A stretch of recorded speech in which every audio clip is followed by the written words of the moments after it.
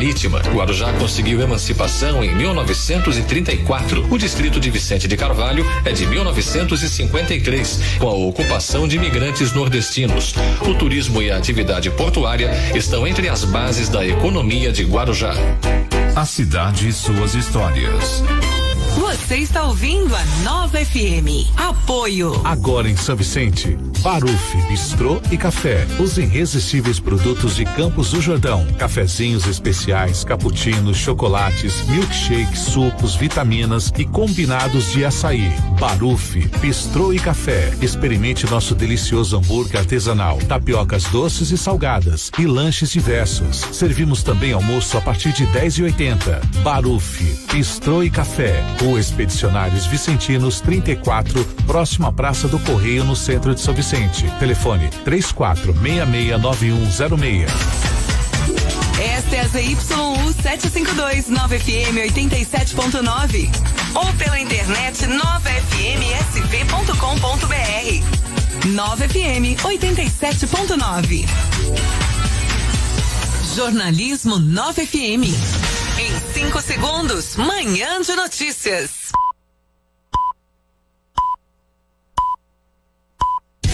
A partir de agora, Manhã de Notícias. Os fatos mais importantes do dia. Apresentação, Sheila Almeida.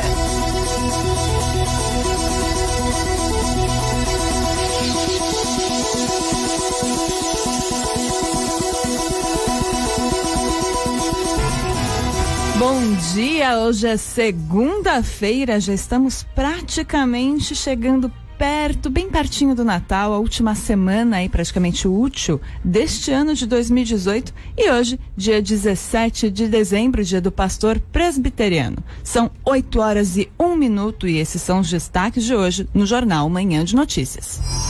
Nova FM. Operação Verão começa amanhã em todo o litoral da Baixada Santista.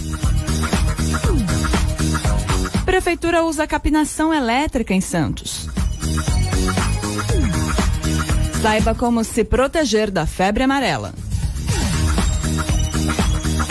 Essas e outras informações, discussões e debates você acompanha aqui no Jornal Manhã de Notícias. Eu sou Sheila Almeida e fico com você até às 9h. O jornal está no ar. Nova FM 87.9. E hoje, para nos acompanhar aqui nesse estúdio, você nos acompanha pela live do facebook.com/NovaFMSV, vai descobrir que aqui ao meu lado direito, meu companheiro de sempre, o Neno Alvarez no comando técnico, aqui fazendo um oi, um gesto para a câmera, e também Bruno Gutierrez, ele que é jornalista. Bom dia, Bruno, muito bem-vindo. Bom dia, Sheila, bom dia ao Neno, bom dia ao nosso convidado aqui que você vai apresentar daqui a pouquinho, Sheila, e bom dia também a todos os ouvintes da Nova FM. Bom dia também a outro Bruno, então vou ter que falar Bruno Gutierrez, mas também Bruno Orlando, ele que é vereador em Santos pelo PSDB. Bem-vindo, Bruno. Bom dia, Sheila, bom dia, Neno, bom dia, Bruno Gutierrez e a todos os amigos da Manhã de Notícias e da Rádio Nova FM. É uma satisfação estar aqui com vocês para prestar um pouco de contas do mandato e comentar as notícias principais aqui. Eu já vi que tem outras em destaque. Pois é, tem bastante coisa para você ficar sabendo. Aliás, participe conosco. Tem alguma informação da sua rua, do que está acontecendo neste momento aqui na região da Baixada Santista? Fale com a gente. Tem o Facebook e também tem o WhatsApp. É só você mandar uma mensagem pro 99121-4342. Não deu tempo? Eu vou repetir, hein? 99121-4342. Nova FM, serviço. Pois é, para quem acha que o dia amanheceu nublado aqui na Baixada Santista, por isso não vai passar muito calor, você está errado. De acordo com o Instituto Climatempo, a temperatura varia entre 20 e 32 graus, tá? Vai fazer bastante calor hoje, viu? Então tem sol e aumento de nuvens pela manhã, talvez umas pancadas de chuva à tarde e à noite. Acho que muita gente vai ficar feliz. Tem tanta gente reclamando desse calor e desse sol, viu? Nova FM. Estradas.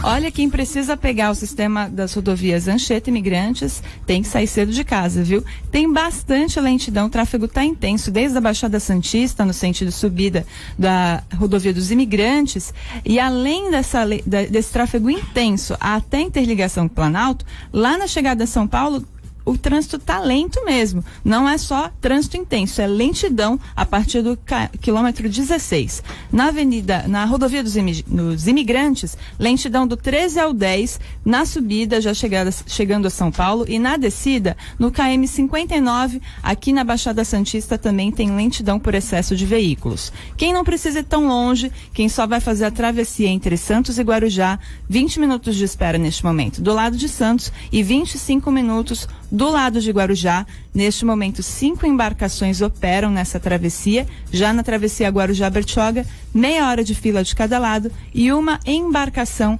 em operação. Quem está em São Vicente tem que saber também uma informação a respeito do centro da cidade. Nova FM. Trânsito. A informação é que a rua Martim Afonso, aqui no centro, ficará interditada para o trânsito no trecho que vai da Praça do Correio até a rua Frei Gaspar. A via vai ficar fechada somente para o trânsito de veículos por conta da interdição para o Natal. Vai ficar assim até o dia 24 de dezembro, para a véspera de Natal, por conta das lojas, do grande movimento de pessoas. Então, não passa carro, não passa moto, não passa bicicleta, só passa a pé nessa rua, tá bom? Que é bem o centro, bem a entrada aqui do centro de São Vicente. Para orientar os motoristas, faixas estão sendo afixadas em pontos estratégicos da cidade. E como rota alternativa, quem vem das avenidas Antônio Emerick ou Presidente Wilson poderá utilizar a rua 15 de novembro. Já para motoristas que vêm da praia, a opção é a rua Tibiriçá. Nova FM. Polícia. E estamos na linha para mais informações com o advogado e comentarista de segurança Márcio Heringson, que traz informações para o Manhã de Notícias. Bom dia, Márcio. Muito bom dia, Sheila Almeida. Muito bom dia, amigos do Manhã de Notícias da Nova FM. Os turistas e moradores passaram por momentos de pânico, medo e terror durante um assalto que aconteceu num dos cartões postais mais visitados da cidade de São Vicente, no litoral de São Paulo, a Praia dos Milionários.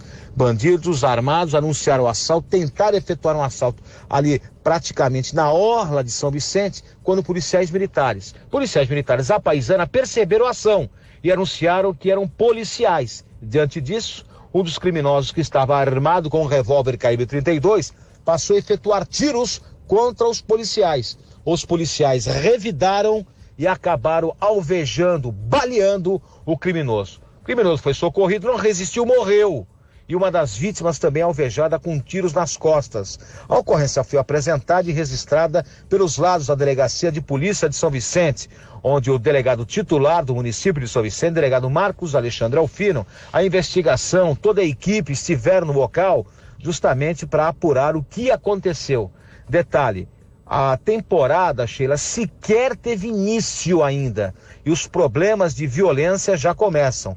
O assalto aconteceu em plena luz do dia, um dos aparelhos mais frequentados, que é justamente ali a orla de São Vicente, a Praia dos Milionários, como poderia ter sido, por exemplo, o Itararé, como poderia ter sido, por exemplo, em outra cidade. Desta feita, em São Vicente, um calor de quase 40 graus, crianças, senhoras, mulheres grávidas, todos ali à mercê da violência, à mercê de tiros que acabaram por atingir essa senhora, que graças a Deus está fora de perigo. Agora a pergunta que se faz, minha amiga Sheila Almeida, amigos do Manhã de Notícias da Nova FM, até quando? Até quando vai pairar esta violência no município Calunga de São Vicente? Até quando? E o reforço no policiamento de área, com a palavra o comando da Polícia Militar, aliás, com a palavra, Sheila, a Secretaria de Segurança Pública, com a palavra o gabinete do secretário de Segurança. Aliás, nós temos dois problemas aí, né? Nós temos aí a questão da Operação Verão, nós temos aí o acréscimo do policiamento da região, que é tão prometido e havido e prometido, e nós temos o quê? Uma alternância de governo. O governo Márcio França para o governo Dória. Eu pergunto, o projeto de segurança pública vai ter algum abalo? Vai sofrer alguma redução ou vai ser ampliado? Eu conversei com dois amigos advogados. Eu conversei com o doutor Otávio Rolim e conversei também com o doutor Gaspar, na verdade, o doutor Felipe Gaspar. E eles, analisando as imagens, ficaram estarrecidos. Por que estarrecidos? Pela violência e pela forma da ação que aconteceu, como eu disse, em plena luz do dia, com a palavra o gabinete da Secretaria de Segurança Pública, com a palavra o governador Márcio França e daqui a pouco o governador Dória, o policiamento, agora nós temos Santos, São Vicente, Praia Grande, Cubatão, Guarujá. Nós temos aí aproximadamente 5 milhões de turistas e mais de 1 milhão de veículos que deverão passar aí as férias, o Natal, o Réveillon no litoral paulista. E qual a segurança pública? Vai haver o reforço? E nas delegacias? Por quê, Sheila? A Polícia Militar compete o quê, Sheila? Policiamento ostensivo e preventivo, para evitar que o crime ocorra. Mas, alto lá, quando o crime ocorre, quem é que entra em cena? É a Polícia Civil, é a Polícia Judiciária, é a Polícia do Inquérito Policial para apurar a responsabilidade. Haverá reforço também da DGEM, da Polícia Civil. O que vem a ser isso, Sheila? Haverá o reforço do policiamento por parte das delegacias de polícia, policiais civis, delegados, escrivães, investigadores de outras áreas do estado irão reforçar os plantões no litoral de São Paulo? Até agora ninguém falou nada. Por quê? A ocorrência vai para onde? Ela vai para a delegacia, ela vai para o distrito. E chega um flagrante, uma ocorrência, chega outra, e a gente sabe que a Polícia Civil, lamentavelmente, com todo o esforço que está sendo feito pelo delegado Manuel Gato, pelo delegado Carlos Toffer Schneider, a nossa Polícia Civil está o quê? Sucateada, envelhecida e com muitos clarões. Com a palavra, o comando da Secretaria de Segurança Pública. Está aí minha amiga Sheila Almeida, amigos do Manhã de Notícias da 9 FM. Troca de tiros, vítima baleada, assaltante morto. Tudo isso aconteceu no aparelho, ou um dos aparelhos mais frequentados, que é a Praia dos Milionários em São Vicente. De São Vicente, Márcio Harrison para o Manhã de Notícias da 9 FM. Muito obrigada pelas informações, Márcio. Para os ouvintes que estão nos perguntando como estão as vítimas, quem era a vítima, quantos anos tem, se está tudo bem, bom, já foi identificado o bandido morto por policiais militares, desculpa, que estavam de folga na tarde de sábado lá na Praia dos Milionários, e o caso teve um criminoso preso, como ele falou, uma vítima baleada. Lucas Leonardo Mendes tinha 19 anos e ao lado do comparsa Leonardo Souza de Oliveira, de 18 anos, que foi preso, tinham outras 3 pessoas não identificadas, tá ok? Então, a moça que foi vítima, Vanessa de Souza Torquato, de 32 anos, estava sentada em uma cadeira na faixa de areia quando foi atingida nas costas. Porém, a munição ficou alojada no músculo. Segundo o hospital, ela não corre risco de morte. Então, a vítima está sem risco de morte. Lógico que a gente, nesse caso, não pode falar que ela passa bem. 2 policiais militares que estavam de folga com as famílias na praia deram prisão aos bandidos. Como ele reagiu, foi morto já em uma das ruas de acesso à areia. Então a gente volta a falar um pouquinho mais dessas informações, até porque temos relação aqui, temos mais notícias a respeito, mas antes a gente tem um alerta. Já está na linha, né? A pessoa já está na linha. Então, confirmando aqui, vamos falar um pouquinho vamos alertar sobre a necessidade de vacinação contra a febre amarela antes de viajar neste fim de ano, e a gente, para isso, está na linha com a diretora de imunização da Secretaria Estadual de Saúde, doutora Helena Sato. Bom dia, doutora, está me ouvindo bem? Super bem, bom dia, Sheila, e bom dia a todos os ouvintes do programa Manhã de Notícias. Doutora, por que é importante tomar a vacina de febre amarela? Há um risco na Baixada Santista? O que ocorreu o que ocorreu nessa nossa última episodia, ou seja, a circulação do vírus da febre amarela no estado de São Paulo, teve início lá em 2016, mas a maior circulação do vírus ocorreu no início deste ano de 2018, e o vírus chegou na Baixada Santista, uma situação que anos atrás a gente não queria imaginar. Sim, então respondendo essa pergunta, o vírus circulou na Baixada Santista, começou ali pelo litoral norte, Baixada Santista, e foi para o Vale do Ribeira. Então, qual é a nossa mensagem fundamental? É fundamental que todos os residentes da Baixada Santista, que ainda não tomaram a vacina contra a febre amarela, que procure o posto de saúde mais próximo da sua casa. Então, a vacinação não será apenas para os viajantes, como no passado a gente falava, para quem iria para uma área de risco, mas hoje não. No estado de São Paulo, todos os nossos 645 municípios tem sim indicação de tomar a vacina. Ainda mais, doutora, porque a gente sabe que no final do ano o litoral aqui recebe muitos turistas e a gente pode ter uma transição maior do vírus também. E eu sei que ele demora, a vacina, essa imunização demora alguns dias para fazer efeito, não é isso? Então é preciso se imunizar agora para estar preparado aí para o Natal, Ano Novo. Quanto tempo a vacina demora para fazer efeito? Isso mesmo, Sheila.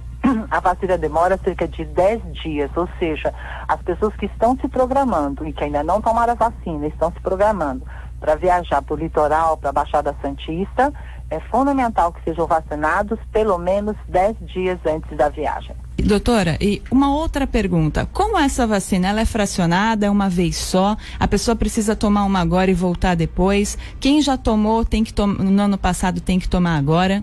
Então vamos lá. A vacina que estamos aplicando é a vacina na dose padrão, meio ml. A utilização da dose fracionada, ela foi pontual no início deste ano de 2017, onde vacinamos mais de 50 municípios e foi utilizada a dose fracionada, pois era uma situação de uma concentração populacional importante.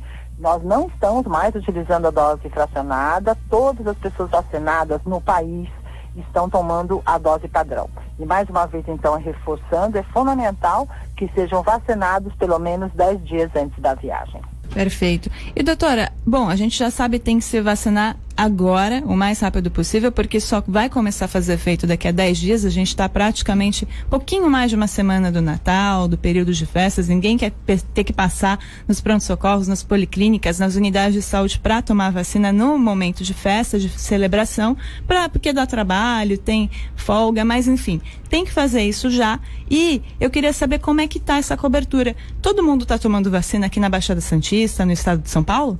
Bom, a cobertura em todo o estado de São Paulo, né, considerando-se que parte desses municípios começaram a vacinação neste ano, a cobertura em todo o estado está em torno de 65%. Na Baixada também é essa cobertura, ou seja, para uma adequada proteção, né, mais uma vez reafirmando, a melhor forma de prevenirmos contra a febre amarela é tomando a vacina. Então, para o viajante que está se deslocando para a Baixada Santista, é fundamental que sejam vacinados pelo menos 10 dias antes da viagem. E doutora, só para a gente encerrar... Para quem mora na Baixada. Desculpe, doutora, só para a gente encerrar, quem que pode tomar e quem que não pode tomar essa imunização? Bom, a vacina contra a febre amarela é uma vacina de vírus vivo atenuado. Então, as pessoas imunodeprimidas, por exemplo, que fazem tratamento com quimioterapia, radioterapia, pessoas com artrite reumatoide que fazem uso de imunobiológicos, essas pessoas não poderão ser vacinadas. Muito obrigada, doutora, pela participação, pelas suas informações. Falamos agora essa manhã com a diretora de imunização da Secretaria Estadual de Saúde, doutora Helena Sato, dando as informações aqui no Jornal Manhã de Notícias. Obrigada, Shelly. Obrigada a todos os ouvintes da Rádio Manhã de Notícias. Nova FM 87.9. Bruno Gutierrez, nosso jornalista, comentarista aqui no Jornal Manhã de Notícias, nós estávamos falando desse caso, desse tiroteio em São Vicente. Você viu os vídeos, estavam circulando na internet, muito complicada essa situação. À luz do dia, foi o pessoal com sol. Você pode descrever o que você viu nesses vídeos que circularam? A gente recebeu esses vídeos no início da tarde, né? Faltavam umas 2 horas, 3 horas da tarde, e realmente assusta, porque o primeiro vídeo foi até veiculado nos meios de comunicação.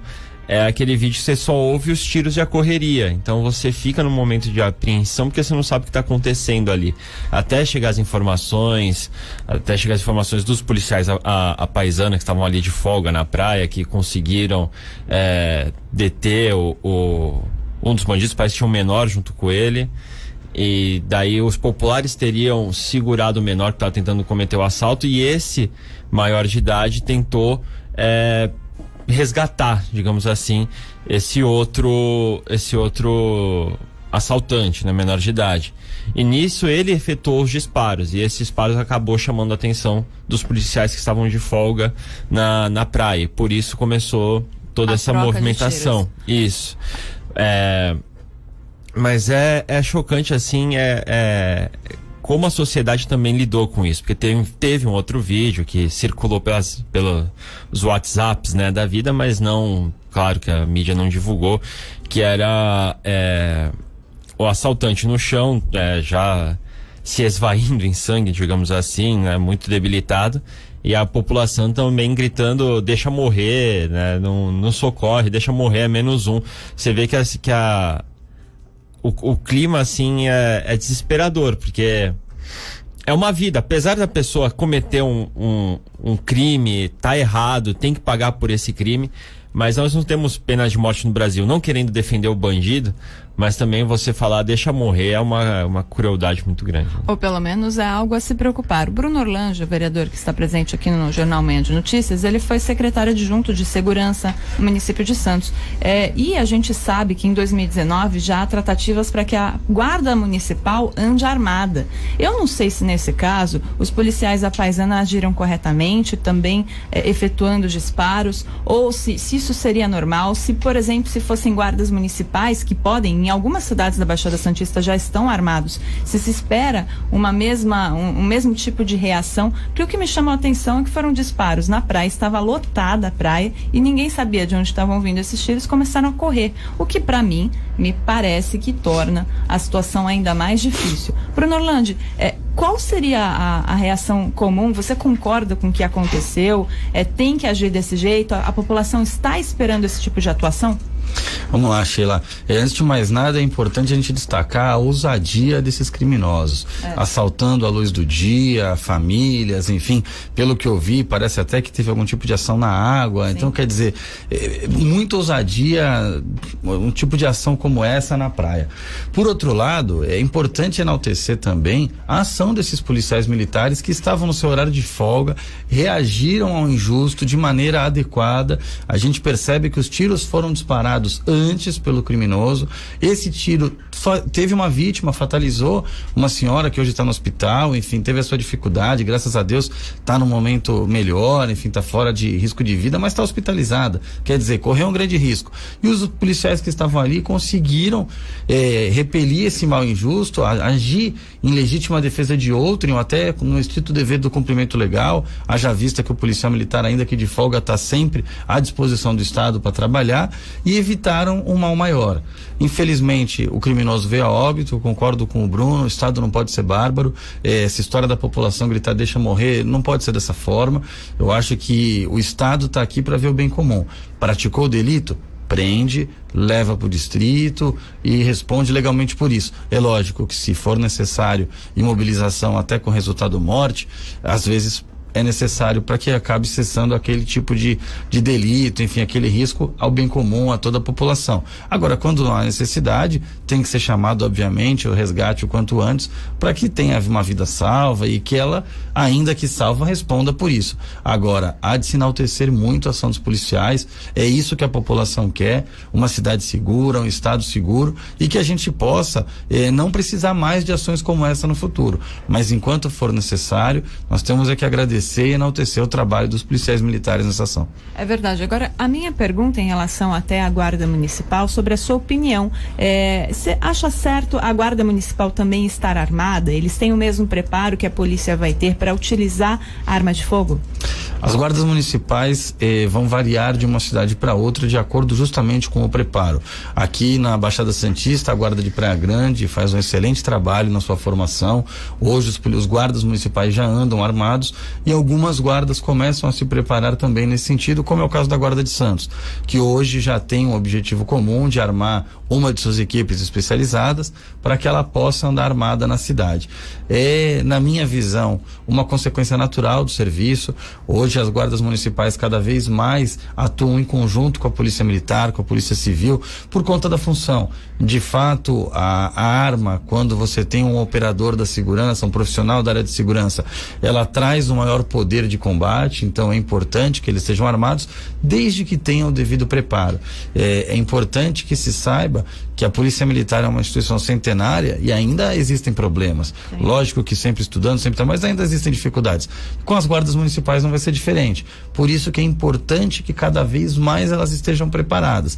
Mas se a gente pegar exemplos como o Rio de Janeiro e São Paulo, é importante que a gente possa, aos poucos, preparar e armar todas essas corporações. Agora, Bruno Gutierrez, Gutierrez, jornalista, você sabia que a Operação Verão do Governo do Estado começa oficialmente amanhã em todo o litoral? Só que o efetivo a ser deslocado para cidades ainda não foi definido. Isso pelo menos foi o que disse no jornal A Tribuna o governador Márcio França, que creditou o atraso às eleições e às mudanças nos comandos da Polícia Civil e Militar. Porém, ele destacou que pela primeira vez, ele destacou que o comando da PM não foi alterado pelo governador eleito João Dória. França destacou ainda que pela primeira vez os formandos da Polícia Militar vão participar da Operação Verão, e isso se dará porque parte do efetivo da corporação teve que ser deslocado para a penitenciária Presidente Venceslau por conta da fuga do traficante Marcola. O atual governador espera que o efetivo seja pelo menos igual ao da temporada passada. Mas repito, espera, ainda não se sabe, a coisa começa amanhã. Eu lamento um pouco que o governador ele atrelha aí essa falta de planejamento às eleições, porque a Operação Verão não é de hoje, né? A Operação Verão já existe há um bom tempo e ela nunca foi prejudicada por questão eleitoral de nenhum tipo, seja estadual ou municipal, enfim, que seja, ela nunca, ela é uma operação de segurança pública, ela não tem ligação com o gestor, com o governador que está ali atuando. Então esse planejamento deveria ter sido feito a par de tudo isso, sem uma interferência política em cima. Uma eleição não pode prejudicar a segurança da população. Vindo de um governador que defendeu uma Operação Verão o ano inteiro, que ele tinha feito esse planejamento aqui para a Baixada Santista, com deslocamento de efetivo aos finais de semana, tudo para fortalecer aqui a segurança da região, decepciona um pouco. A gente espera que realmente, pelo menos está garantido que vai ter a Operação Verão, mas que esse efetivo seja mais rapidamente definido, porque afinal ela começa agora, né, a partir de amanhã, como você citou, Sheila. E eu lembrei de uma outra informação aqui em relação ao caso de São Vicente. Ah, pode falar. Um editor de vídeo da TV, ele contou no sábado que esse rapaz que veio a falecer, cometeu os crimes, teria sido o mesmo rapaz que teria roubado a moto desse editor de vídeo da TV Tribuna na quinta-feira. A moto foi recuperada porque tinha rastreador, tudo. Foi roubada por volta das 3 da tarde, recuperada por volta das 6 da tarde. Mas aí 2 dias depois ele acabou sabendo, via WhatsApps aí, que ele teria falecido. O menor ou o maior? O maior que faleceu. O maior de idade. Olha só, a gente acaba descobrindo, a Polícia Civil não teve nem tempo provavelmente aí de investigar e já acabou sendo morto. Mas eu até coloco uma outra questão, a população tá pedindo, né? É como a gente falou, a barbárie tá em alta. Então a gente também tem que tomar cuidado com o que a gente pensa, do que a gente emana. A gente tá aí no final do ano, um momento em que todos querem pensar em coisas boas pro próximo ano, pro Natal, pro Ano Novo, desejar boas vibrações. E aí eu me pergunto, o que você quer desejar pro seu dia hoje? O que você quer desejar pra sua vida e como você quer que esse mundo seja pros seus filhos amanhã? São 8h27.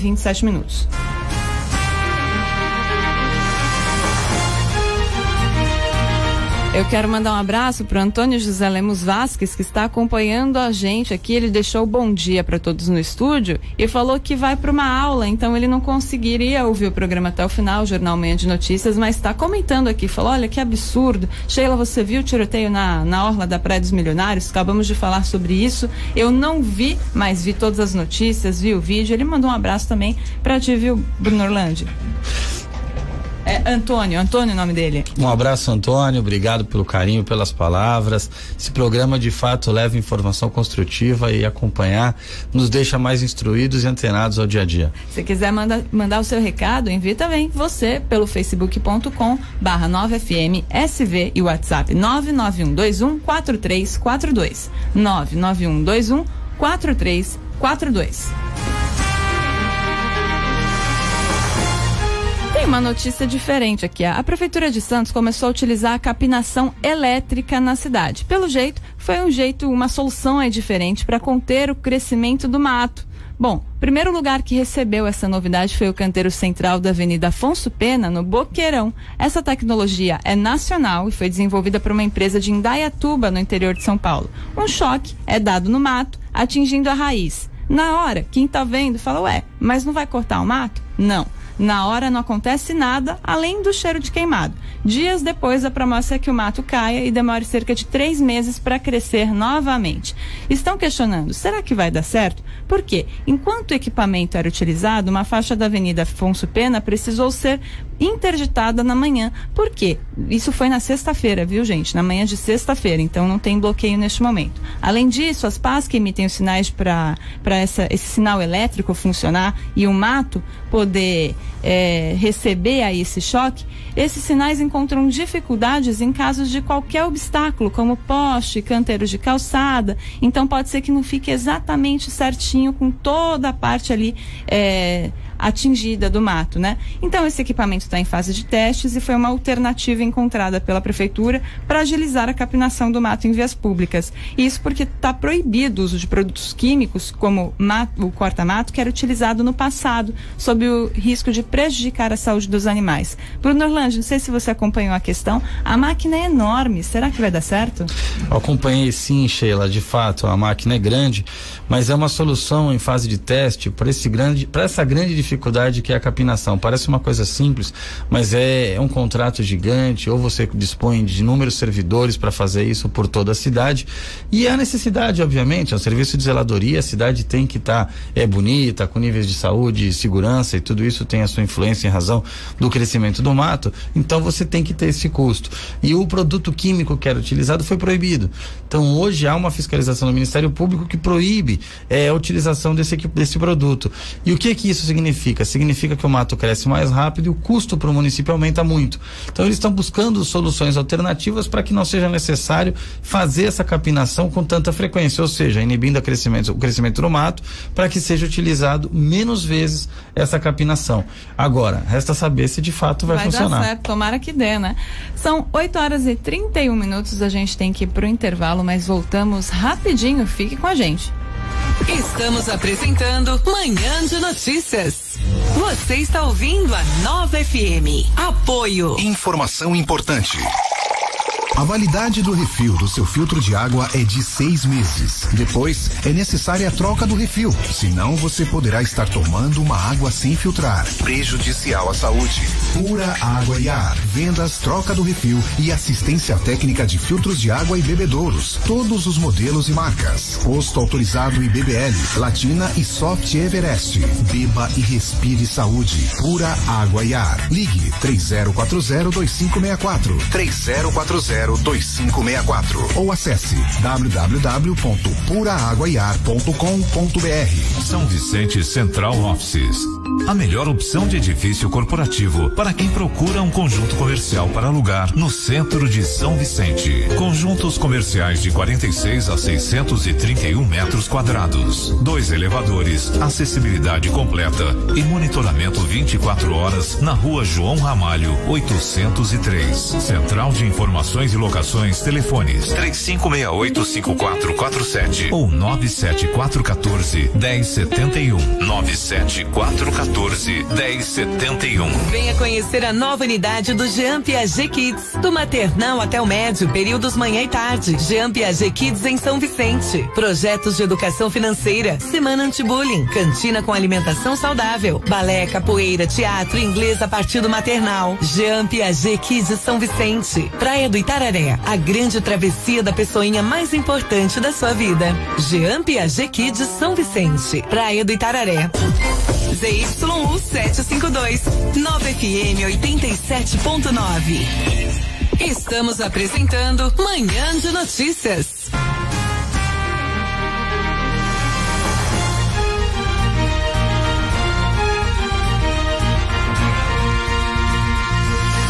São 8h33. Você está no jornal Manhã de Notícias da Nova FM 87.9. O jornal que te deixa muito bem informado das notícias que acontecem aqui na sua Baixada Santista. E você pode participar aqui com a gente pelo 99121-4342. Eu vou repetir, o WhatsApp é 99121 4342 ou nos assistir aqui no estúdio, onde recebemos Bruno Gutierrez, ele que é jornalista, também Bruno Orlandi, vereador de Santos, Neno Alvarez aqui à minha direita, temos a Thaís também, nossa convidada aqui, hoje ela não fala no microfone, tá escondidinha, postando tudo nas redes sociais, mas você participa com a gente, mandando a sua pergunta, a sua sugestão e dando toda a sua opinião, fala aqui o que você acha. E agora eu tenho um recado muito especial.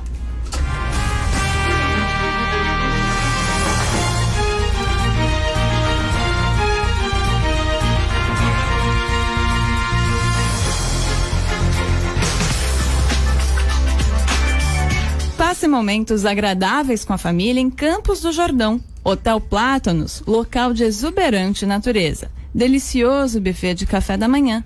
Desfrute o ar puro das montanhas. Hotel Plátanos em Campos do Jordão. Reservas e informações, ligue DDD 12 3664 1100. Vou repetir, 12 3664 1100. Hotel Plátanos, inesquecível. Nova FM. São 8h35, a gente fala do que é gostoso, a gente fala da risada aqui das nossas notícias. Infelizmente, a gente tem que debater coisa ruim, mas também coisa boa. Agora tem que também trazer informação do que interessa. Bruno Orlandi, vereador de Santos. Bruno, a gente falou no começo do Jornal Manhã de Notícias, aqui a situação do sistema Anchieta Imigrantes. Tinha bastante trânsito, a gente até entende, porque está em obras a entrada da cidade de Santos, então sempre tem algum problema lá de tráfego, sempre tem excesso de veículos, tem lentidão. Agora, uma coisa que muito mais incomoda é o pessoal que vai para São Paulo, aqui da Baixada Santista, e na hora de voltar sempre tem comboio. O senhor integra uma comissão que verifica essa situação, não é isso? Que comissão é essa? Como é tratado esse assunto? Como que a Câmara consegue fazer alguma coisa? E, aliás, a Ecovias está cumprindo com seus acordos?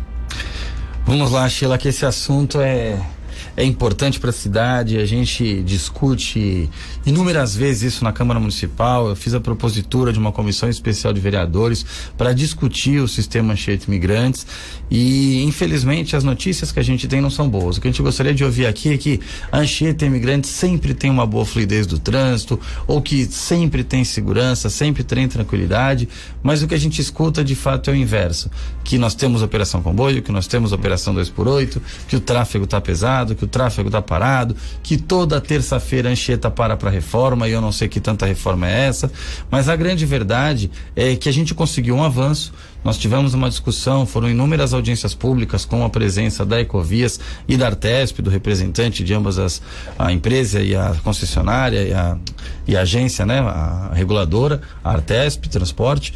E quando eles lá estiveram, nós tivemos uma discussão muito grande a respeito da operação comboio. Por quê? Não é novidade para ninguém da Baixada Santista que quando você desce a Imigrantes, muitas vezes você para no pedágio por conta de uma operação comboio e você não vê nada de neblina, absolutamente nada. Você está parado ali sem entender o porquê. E com isso você perde horas no trânsito, você perde o encontro com a sua família, você perde o seu horário de trabalho, enfim, parado na estrada. Aliás, devo acrescentar que é um pedágio bastante caro e eles sempre explicam aqui para a imprensa o seguinte: mas é uma operação que você precisa represar os carros, precisa do apoio da PM, até mobilizar e desmobilizar essa situação, neblina é muito rápida. Mas o que eu tenho a ver com isso? Se é rápido, se não é rápido, se eles conseguem, se eles não conseguem. O que eles explicam? Na verdade, eles têm que fazer e pronto. Eu acho que eles têm que se mobilizar, estar preparados, ter planejamento. E uma das ações que a gente colocou com muita clareza, e é importante que aqueles que estão nos ouvindo saibam de alguns detalhes que não chegam para todas as pessoas. Opa, por favor. Existem existem equipamentos que acompanham a quantidade de neblina ao longo da serra. Um deles está colocado na Serra da Anchieta, outro deles na Imigrantes, outro deles está na parte da interligação entre Anchieta e Imigrantes. E quando você tem esse equipamento ali verificando qual é a neblina, qual é o grau de visibilidade que você tem, são os visibilímetros, ali você percebe que quando você tem a mais de 100 metros de visibilidade é tranquilo. Quando você tem menos, começa a diminuir. Em determinado momento, existe uma conta e é determinado que se faça o comboio. Só que essa conta agrega o visibilímetro da Anchieta, da interligação e da Imigrantes. Imigrantes. Muitas vezes o da Imigrantes não tem cerração nenhuma, não tem neblina. E mesmo assim eles param no pedágio todos os carros. Uma grande discussão que a gente travou foi a seguinte: se só tem a neblina muitas vezes na Anchieta ou na interligação, por que não parar os carros na Anchieta e na interligação e deixar fluir o tráfego da Imigrantes? Porque a Imigrantes, se ela estiver em boas condições de uso, não tem por que eu parar o carro de ninguém. Isso foi discutido, rediscutido, falado, era uma briga antiga dos munícipes de Santos, São Vicente, de toda a região da Baixada, e eles deixaram oficializado isso, divulgaram num grande jornal de renome aqui da cidade, da Baixada, e conseguiram iniciar a operação onde os carros seriam represados quando não tivesse neblina na Imigrantes, apenas na interligação. Então já melhorou, mas isso faz tempo, vereador? Então, faz tempo. Só que eu vi acontecer 3, 4 vezes e não vi mais. Então faz tempo, mas talvez não estejam cumprindo. Não sei se o Bruno já pegou aí, trânsito, Bruno Gutierrez, desculpem ouvintes, é que é tudo Bruno aqui hoje. A bancada dos Brunos. Ainda não tive o prazer, viu? A gente acompanha muito a questão da Operação Comboio e sempre, não só a gente, nossos amigos, como a gente é jornalista, eles vêm questionar, né? O porquê está sendo realizada a Operação Comboio quando não se tem um pingo de neblina fora na 2x8, estrada. né? Agora, fora 2x8. Que é um outro absurdo. Agora, eu queria saber do vereador Bruno Orlandi que hoje nós temos a concessionária Ecovias, que pelo contrato original com o governo do estado já deveria ter sido vencido há muito tempo, mas constrói a 9 Imigrantes, daí você tem ali uma extensão do contrato. Vai fazer a ponte Santos-Guarujá, tem uma extensão do contrato. Vai fazer as obras na entrada da cidade, tem uma extensão do contrato.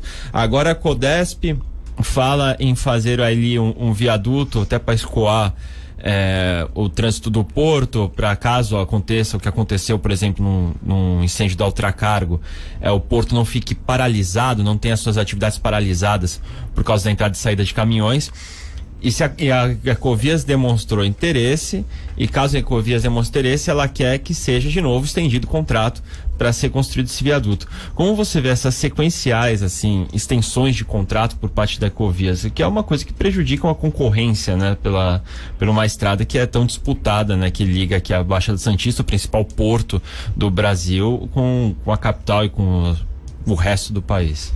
Exatamente, eles usam o subterfúgio jurídico para estender o contrato, a verdade é essa, eles vão estendendo o contrato, em que pese sejam obras necessárias para a cidade ou para a Baixada, ela poderia ser feita, por exemplo, no novo edital, compondo a parte de construção e a questão da tarifa média sendo utilizada no viário. Seria possível da mesma forma. É lógico que juridicamente talvez seja mais fácil a não mudança de uma concessionária ou a tranquilidade de manter uma gestão e fazer o aditivo diretamente. Talvez seja o caminho mais fácil, não sei se é o melhor. Eu acho que eventualmente um edital onde é aberto a todas as pessoas que tenham interesse, talvez seja uma forma de baixar a tarifa, talvez seja uma forma de não ficar preso a uma ponte para o Guarujá e sim começarmos a pensar numa terceira pista da Imigrantes, que hoje quem paga a conta é o cidadão da Baixada. Ninguém aqui tem dúvida que o fluxo de São Paulo retorno para casa é muito alto, mas o cidadão santista, o cidadão da Baixada, quando volta para sua casa, é obrigado a descer em 2 pistas da Anchieta com caminhões e ônibus. E é lamentável isso. Quando se tem um acidente ou quando se tem neblina, o nosso cidadão, quando volta para casa, fica 3, 4, 5 horas parado na Anchieta. Às vezes ele vem do interior, passa 2 horas no Ministério do Interior e 5 na Anchieta, que são 50 minutos. Eles podem fazer isso, vereador? Eles explicam que eles podem fazer, porque como eles que têm essa concessão para operar o sistema, eles fazem do jeito que eles quiserem, ou eles dão uma resposta plausível? Eles têm uma conta, pelo que eles apresentam pra gente, que essa conta vai determinada pelo número de veículos hora que sobe ou que desce. Com base nesses números, eles determinam a operação. É lógico que, na minha visão, eles tinham que ter um pouquinho mais de razoabilidade e colocar uma operação pelo menos 6x4, liberando 2 pistas Anchieta só para ônibus e caminhões e 2 só para carro.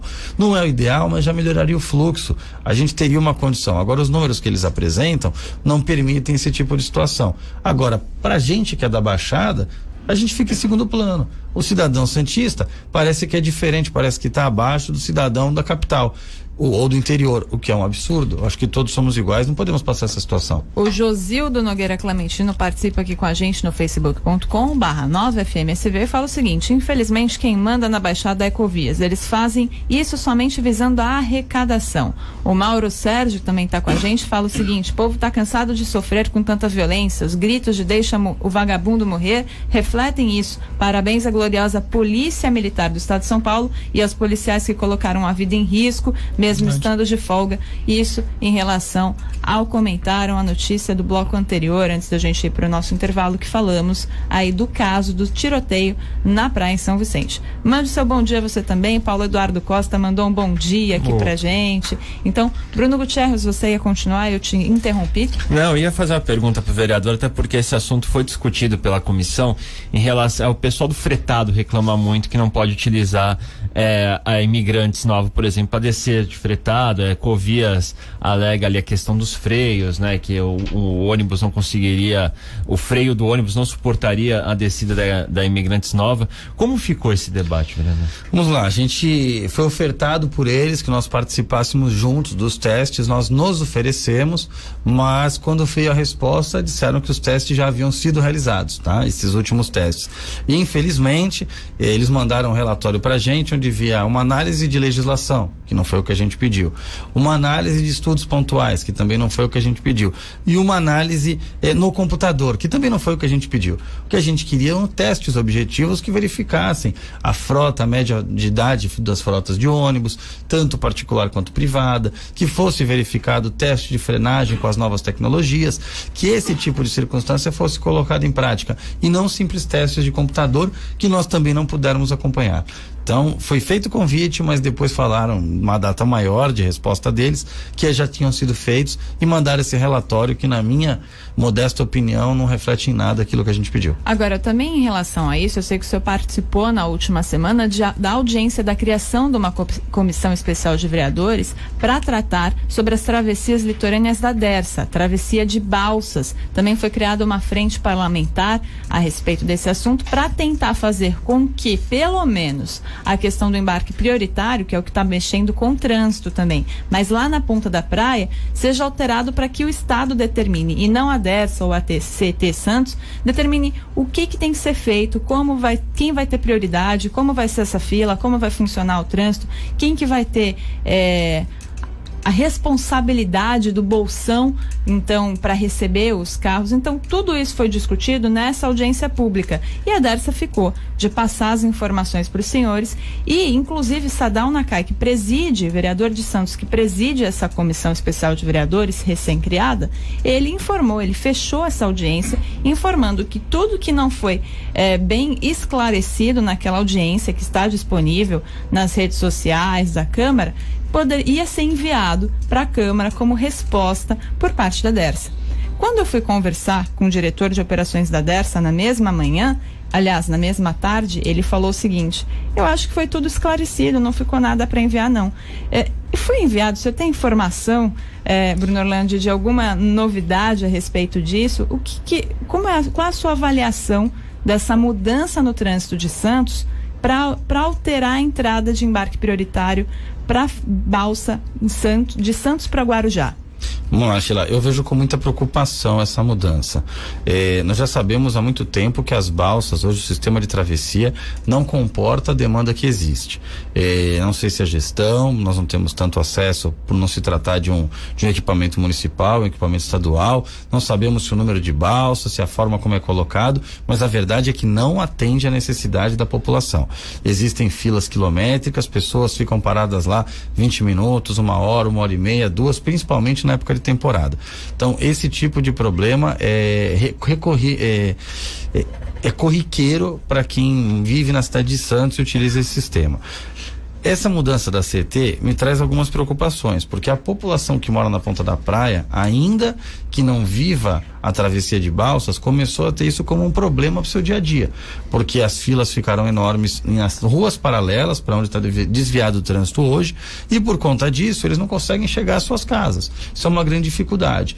Por outro lado, eu fiz algumas questões no dia que eu não tenho a resposta ainda, como se existem balsas reservas, onde elas ficam, quanto tempo elas demoram, por que está dando divergência entre o tempo do site, do aplicativo e do painel que fica instalado na frente da balsa, como funciona tudo isso, quantas balsas o contrato obriga que sejam disponibilizados, são 8, mas tem 7, tem multa, não tem multa, se no horário de pico tem que ter 5, 10, 3.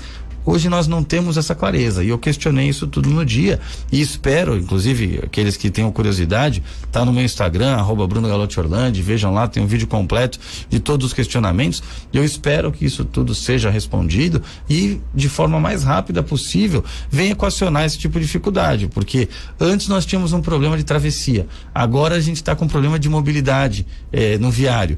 Qual é o próximo? Agora, vereador, eu também tenho uma informação que talvez responda a uma dessas suas perguntas, mas lógico que a DERSA tem que enviar oficialmente para o senhor, mas já vou adiantar. Me falaram o seguinte: não há necessidade de melhoria ou de aumento do número de balsas ou de embarcações, primeiro porque são 8 embarcações hoje operando na travessia e não há espaço para ter mais balsas naquele local e nem segurança para ter mais balsas ali operando. Ok, dá para entender. Então eu perguntei, diretor, o senhor acredita então que seriam necessárias mais balsas serem guardadas em outro local, alguma coisa ser feita, ou pelo menos melhorados os outros, a parte onde a balsa para? Eu não lembro o nome daquilo. O atracadouro. O atracadouro. O atracadouro, eu perguntei se há necessidade de melhoria do atracadouro, ele disse que não precisava, porque sempre quando você tem um excesso de veículos, vai ter fila. Então, você não pode medir qualidade de nada pelo momento de pico. Queria saber do vereador se o senhor concorda com essa opinião. A DERSA, então, ela não estuda comprar novas balsas, não estuda ter novas balsas para que seja imediatamente substituído na hora que alguma entrar em manutenção, porque ele acha que enquanto mais tiver, mais vai gerar necessidade. Então, a minha complicação em fazer uma análise como essa que foi colocada é porque para mim a premissa não é verdadeira. Quando ele fala que a gente tem uma dificuldade no horário de pico, ele está querendo dizer que nos outros horários é normal, e não é verdade. A nossa balsa tem parado às 7 horas da manhã de uma terça ou quarta-feira, tem parado no retorno para casa, tem filas quilométricas também no lado do Guarujá, é importante que se diga isso, porque o santista muitas vezes sai de casa, vai trabalhar no Guarujá e retorna, e nós temos horas de atraso.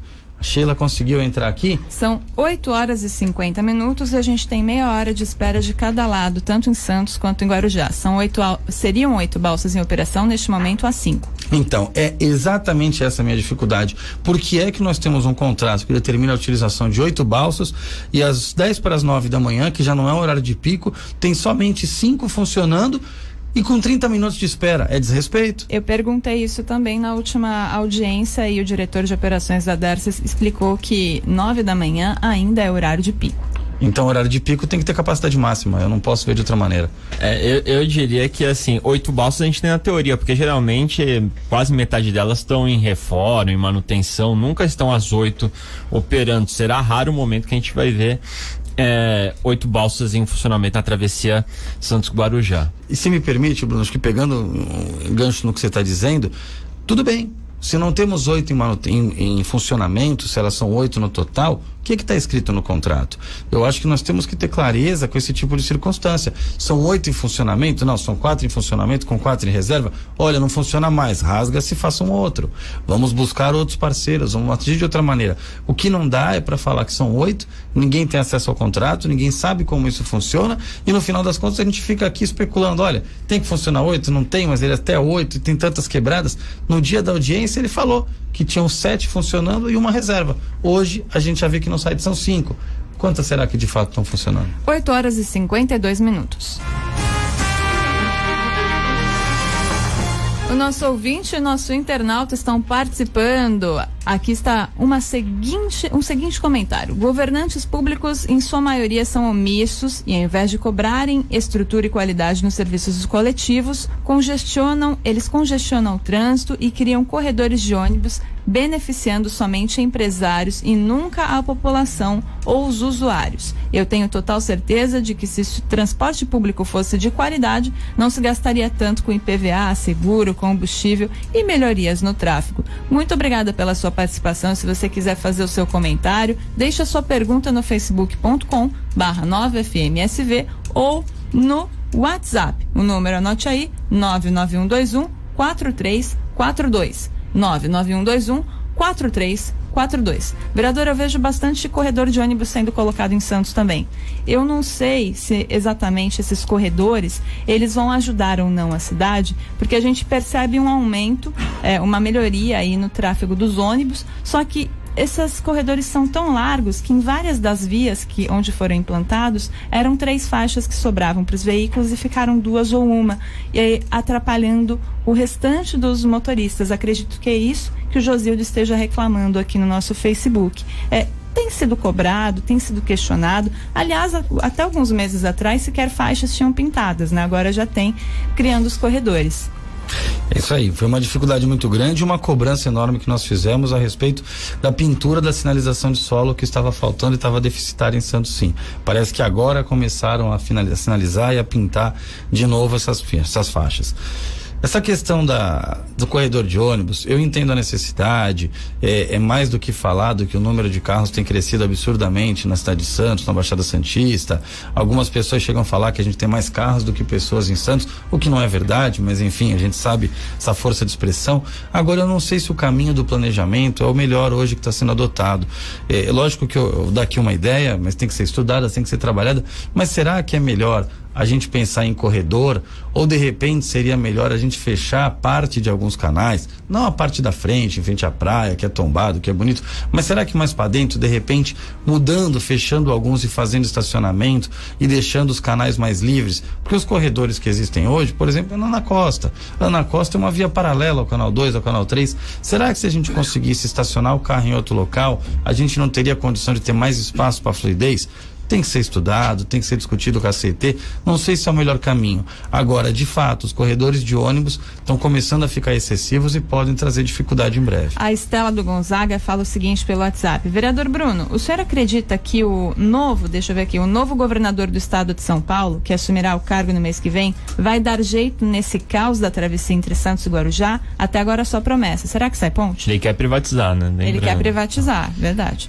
A expectativa que a gente tem ouvido dessa postura desse novo governador é justamente essa, a privatização do sistema de balsas. Eu vejo com bons olhos, eu acho que o Estado é pesado, o funcionamento da máquina pública é gigantesco, principalmente quando a gente tem um governo do Estado de São Paulo preocupado com inúmeras questões dentro do palácio e a gente tem uma ponta que é uma travessia de balsas que dificilmente ele pega. E a próprio staff do Estado, enfim, dos secretários, tem dificuldade em vir para cá. De repente, essa privatização do serviço pode ser um avanço muito grande, desde que tenha regulação, desde que tenha fiscalização adequada e acompanhamento do serviço. A impressão que a gente tem é que a privatização ali pode, inclusive, diminuir o custo, ter, logicamente, o seu recurso necessário, porque aquilo que privatiza também está objetivando lucro, então há necessidade de ter um retorno adequado, mas desde que ele assuma todos os compromissos sob pena de cancelamento de contrato e todas as consequências jurídicas que são cabíveis. Bruno? Vereador, eu tenho 2 perguntas para fazer para o senhor, só que tratando do mesmo tema, porque está ali incluído na lei orçamentária anual aí que foi aprovada na última sessão ordinária, na quinta-feira, né? Foi isso? Quinta-feira. Primeiro eu gostaria que você dissesse qual a sua opinião, qual a avaliação que você fez dessa distribuição, digamos assim, do orçamento santista entre as pastas, e também perguntava para o senhor, porque houve ali uma grita geral por parte dos vereadores em relação às emendas impositivas que não teriam sido empenhadas corretamente pelos secretários responsáveis das pastas. E aí eu vi falas do vereador Banha, do vereador Benedito Furtado, sua fala, o Augusto Duarte, Fabrício Cardoso, Acho que foi quase unanimidade. unanimidade. De Souza, foram muitos, Manuel Constantino, muitos vereadores que reclamaram dessa falta de tato, digamos assim, por parte do Executivo. Também gostaria que o senhor comentasse em relação a isso. Vamos lá. De fato, existe uma situação muito delicada em relação às emendas parlamentares. Para que todos possam saber, não sei se aqueles que nos acompanham têm essa clareza em relação ao orçamento, a emenda parlamentar é a possibilidade que um vereador, um deputado, enfim, cada um na sua esfera, tem a possibilidade de indicar alguns recursos públicos do orçamento para que vão para determinadas entidades ou serviços municipais gratuitos à população. Então, no meu caso, por exemplo, nós mandamos emenda parlamentares à Casa da Avó Benedita, que faz um serviço de acolhimento institucional seríssimo. O Mensageiros da Luz, que acolhe pessoas também de maneira institucional com deficiência intelectual. Mandamos para a Casa de Estado, que faz serviço educacional. Enfim, para a segurança, mandamos um bom recurso para a Secretaria de Segurança para desenvolver também o trabalho. E existem inúmeros outros, cada vereador, dentro daquilo que defende, dentro das suas bandeiras, faz essa alocação de recursos.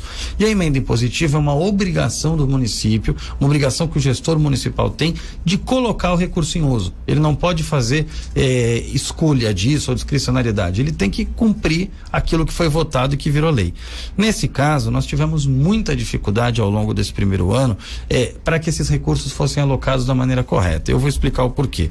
É lógico que a gente entende que foi o primeiro ano da existência dessas emendas parlamentares, foi a primeira vez que o governo começou a ter conhecimento disso e a responsabilidade de tocar da maneira correta, impositivamente, mas a nossa preocupação é que foi muito complicado a operacionalização disso.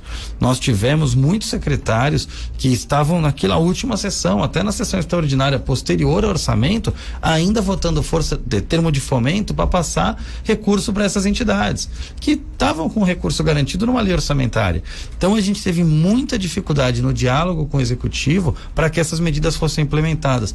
A gente, logicamente, teve o compromisso de que todas iriam sair, me parece que todas caminharam, mas a dificuldade foi muito grande. Nós tivemos que acompanhar item a item. Foi pro chefe de departamento, liga para ele, pede para correr. Olha, foi para a secretaria tal, pede para assinar o termo logo. Olha, passou pro DERAT, que é o departamento de registro, cobra deles. Foi para a procuradoria, pede a celeridade.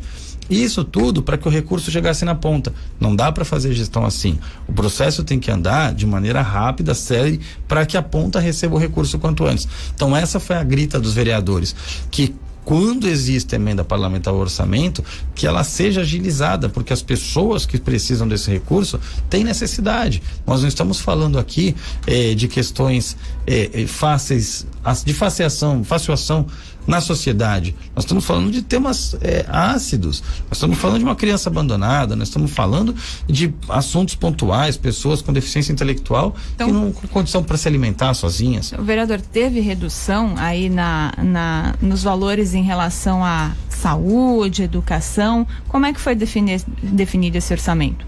Na questão orçamentária, eu vi também com preocupação. Eu conversei, é lógico que é uma peça de iniciativa exclusiva do Executivo, é o prefeito que manda, mas eu me manifestei no dia, a minha grande preocupação são as prioridades que o governo tem tomado. É lógico que para a saúde e educação existe o piso da Constituição, que elenca percentuais mínimos do orçamento, mas existem outras ações que me preocupam. Por exemplo, eu acho que a educação, você consegue reter o jovem na escola através do esporte e da cultura. A nossa cidade é a cidade que está no Guinness como o maior jardim de praia do mundo, ou seja, tem um efeito turístico muito grande. Ela mistura praia com questões históricas, uma cidade centenária, e a gente tem recursos para o turismo, para a segurança, importantíssimo, para a cultura, que estão na ordem de 1/3 do que foi para a comunicação. Isso me preocupa muito. Eu não posso. Você lembra dos valores que foram para saúde e comunicação? Olha, se eu não me engano, para segurança nós tivemos 3,5 milhões e para comunicação mais de 11 milhões. Então, nessa conta, eu não posso acreditar que seja mais importante divulgar do que realizar. Então, eu não posso acreditar que a gente tenha 3,5 milhões para segurança, que é uma manifestação corrente hoje de toda a população, e eu vou mandar mais de 11 milhões para ficar divulgando as ações. Agora, a criação deste encargos gerais do município, que seria gastos comuns de todas as secretarias, que foi criado até no ano passado, não acaba também reduzindo o número de repasse para as pastas? Porque você acaba indo para um caixa geral, né? Acaba, mas eu vejo com bons olhos essa centralização de recursos. Mas só para a gente traçar um paralelo, de fato, você diminui o recurso, mas tem que analisar de forma percentual. Por isso a minha preocupação, 3 vezes mais para comunicação do que para segurança. E ambas estão nesses encargos gerais, que é onde você consegue pagar tudo junto, conta de luz, conta de água, eventualmente um contrato de locação de veículos, toda a estrutura que é comum a todas as secretarias, você coloca numa conta só. Por quê? Porque quem acaba pagando é a prefeitura, não é uma pasta isolada. Então a Secretaria de Finanças precisa ter o controle do que tem de maneira mais clara, ao invés de ficar somando pasta por pasta. O valor é muito mais claro. Então nisso eu vejo um avanço. Acho que esse ponto a gente tem que elogiar a gestão do município. Eles deram um bom avanço. Agora, não dá pra gente ter pastas que têm a obrigação de comunicar com maior recurso do que aqueles que têm a obrigação de garantir a segurança, o turismo, o esporte do município e a cultura também. O ouvinte internauta Edmir Santos está aqui no Facebook falando o seguinte pro vereador: o gargalo com esse corredor é no corredor de ônibus, que foi o assunto que a gente estava debatendo há alguns minutos, é na Martins Fontes e Nossa Senhora de Fátima. Tem que disciplinar na Nossa Senhora de Fátima os horários do tráfego dos caminhões, sem contar a bendita ciclovia da Nossa Senhora de Fátima. Então fica aqui a dica do Edmir Santos, que é o nosso ouvinte, também nosso internauta, falando aqui, cobrando o vereador, falando para ele cobrar isso. Tem alguma novidade a respeito dessa ciclovia? Não temos novidade ainda, faz parte do Pacto de Mobilidade Urbana, que está vindo recurso de Brasília, mas eu quero aproveitar para mandar um abraço pro Edmir. Edmir é um grande amigo, não sei se todos os ouvintes conhecem, mas o Edmir é um batalhador, olha, há muito tempo, antes até de eu começar a militar nessa área também, da criança e do adolescente. Fez parte, hoje está no Conselho Municipal de Direito da Criança e do Adolescente, já fez parte do Conselho Estadual, foi conselheiro tutelar, um amigo, um cara amigo da cidade, amigo da criança e do adolescente. Então, um abraço aqui, um reconhecimento público ao trabalho que o Edmir faz. Maravilha. Já são 9h04, já estouramos o horário do programa, mas não posso encerrar sem fazer uma pergunta sobre a regionalização do Porto. Vários jornais, várias edições do jornal Manhã de Notícias, não é, Bruno Gutierrez, que acompanha sempre com a gente, ele que já apresentou esse jornal Manhã de Notícias, também já falou da regionalização do Porto. É um tema político, é um tema social também, e a gente sabe que o vereador Bruno Orlandi preside a Comissão Especial de Vereadores, que trata exatamente da regionalização do Porto de Santos na Câmara Municipal. E uma audiência pública, ela foi realizada para discutir esse tema com autoridades, especialistas e população. Aqui se chegou essa audiência pública, o que vocês entenderam, o que dá para fazer lá? Vamos lá, a gente trouxe autoridades da área portuária, empresários, trabalhadores. Nós fizemos a audiência pública que eu vi com maior participação. Ficou lotado o auditório e ficou lotado também o andar de cima via telão do plenário, pela importância do tema. Nesse ponto a gente chegou na seguinte construção: a regionalização do Porto, ou a descentralização do Porto, é a única saída viável para o Porto de Santos. Não dá mais para trazer alguém que venha de outro local, distante, sem conhecer a nossa realidade, para trabalhar aqui, e quando passa a conhecer, vai embora. Sem contar o nosso último presidente aqui, que está detido. Então, é lamentável esse tipo de circunstância. A gente precisa ter a responsabilidade de descentralizar o Porto de Santos. Isso foi tirado nessa audiência. Todo mundo, presidentes de sindicatos, inclusive, assinaram um manifesto a todos os candidatos à presidência da República solicitando a descentralização do Porto. Foi realizado, foi enviado, infelizmente não tivemos resposta de nenhum deles enviou a resposta à Câmara Municipal, mas o presidente Bolsonaro tinha manifestado depois disso, publicamente para todos, que gostaria de descentralizar o Porto e traria para o estado de São Paulo. A gente espera uma ação dessa o quanto antes, porque se isso vir para o governo do estado de São Paulo, pelo menos a gente está mais próximo, a gente tem condição de fiscalizar mais de perto, ter uma entrada muito maior para mostrar os gargalos e os problemas que a nossa cidade vive, diretos e indiretos. E vereador, para a população entender o que é a regionalização do porto, de fato, de forma lúdica, o que isso muda? Porque o que a gente vê quando a gente fala de porto é muita notícia de corrupção, muita notícia de gargalo, é questão de caminhão, é questão de navio que não pode aportar porque o canal não comporta. O que de fato vai passar a mudar? Você passa a ter escolha, por exemplo, se vai revitalizar aquela área do Valongo, sim ou não, que está abandonada, e foi onde nasceu o Porto de Santos. Você pode decidir se o terminal de cruzeiros fica no Macuco, onde você não liga nenhuma área portuária, ou se fica na ponta da praia, ou em frente ao próprio Valongo, que tem o Museu Pelé e é uma área turística da cidade. Você pode verificar onde ficam diversos terminais. Você pode verificar se a parte de trens tem uma pera ou não para o descarrego das cargas. Ali nós temos um problema seríssimo, onde uma malha em formato de pera, que ele chama pera ferroviária, pode ser muito mais fácil, diminuir muito tempo a logística, diminuindo o custo para o nosso porto bater mais recordes.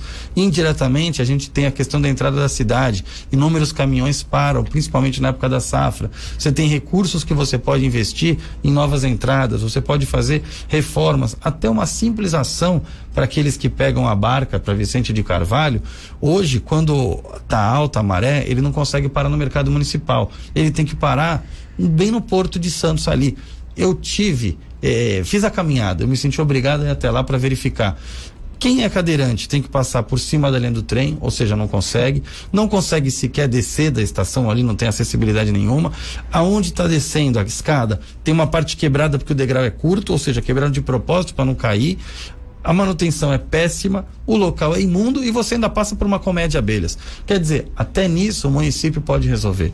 Então, todas essas ações, quando você tem a descentralização, passam por aqui. Essas e tantas mais. Agora, tem que descentralizar.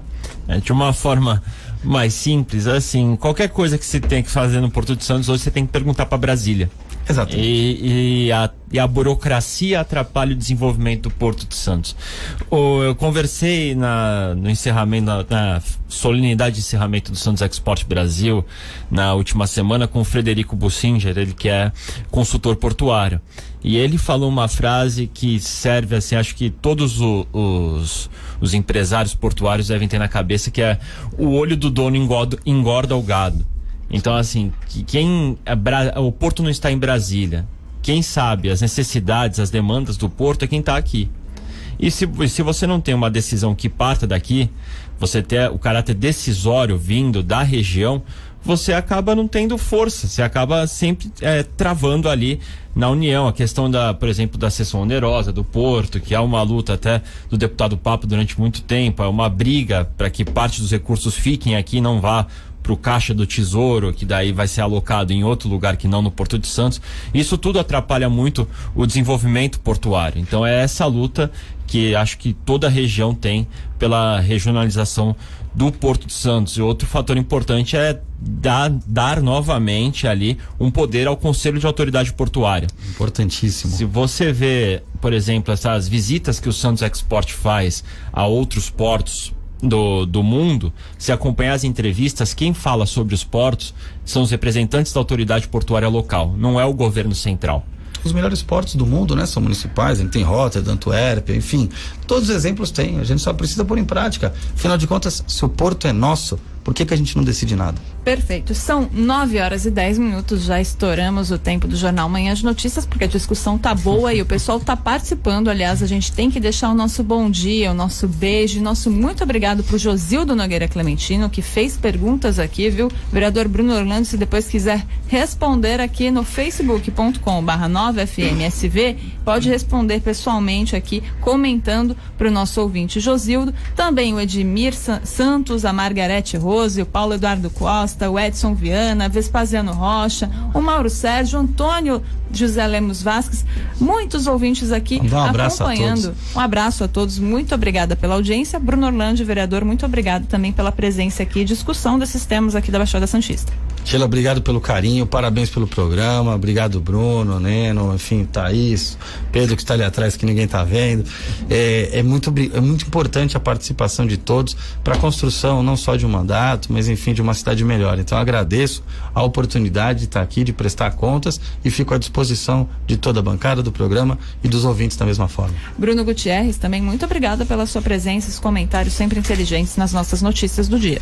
Que é isso, eu agradeço o elogio, obrigado Sheila, obrigado ao vereador Bruno Holandi, ao Neno, a Thaís que está ali ao fundo, assessora do vereador, ao Pedro que também fez o convite para participar da edição de hoje. Quando precisar é só chamar que estaremos de volta. Olha só, tem mais recado aqui. Como veio pelo WhatsApp da rádio, eu vou falar para o vereador e também já explicar para as pessoas que estão ouvindo que o Francisco Gomes falou o seguinte: faço a pergunta, se ônibus de passageiros e de turistas têm que concorrer com caminhões usando a mesma pista, tanto para subir quanto para descer de São Paulo, a quantidade de caminhões provoca congestionamento. E ônibus, enfim, tem passageiros tratados como mercadorias, ficam parando conforme a vontade dos motoristas de caminhões. Então, sobre isso, já que o vereador Bruno Orlando, ele é presidente aí, ele integra essa comissão que trata justamente as questões do sistema Anchieta Imigrantes, deve te responder, vai falar lá nas redes sociais dele. Também peço para que fale aqui com os nossos ouvintes da Nova FM, mas como já estouramos o tempo da nossa programação, muito obrigada, fiquem com Deus, uma ótima semana a todos, e nós voltamos amanhã no Jornal Manhã de Notícias das 8 às 9 da manhã. Até lá! Você está ouvindo a Nova FM. A cidade e suas histórias. Você sabia que Praia Grande já fez parte da cidade de São Vicente? A criação da cidade foi um processo que começou em 1953, no antigo distrito de Solemar. Foram necessários 10 anos para deputados estaduais aprovarem um projeto de lei para a emancipação de Praia Grande. Moradores fizeram um plebiscito e escolheram a separação de São Vicente, mas a questão só foi resolvida na justiça. Praia Grande se emancipou em 19 de janeiro de 1967 e elegeu o primeiro prefeito no ano seguinte. A cidade e suas histórias. Você sintoniza ZYU 752 Nova FM, transmitindo em 87.9.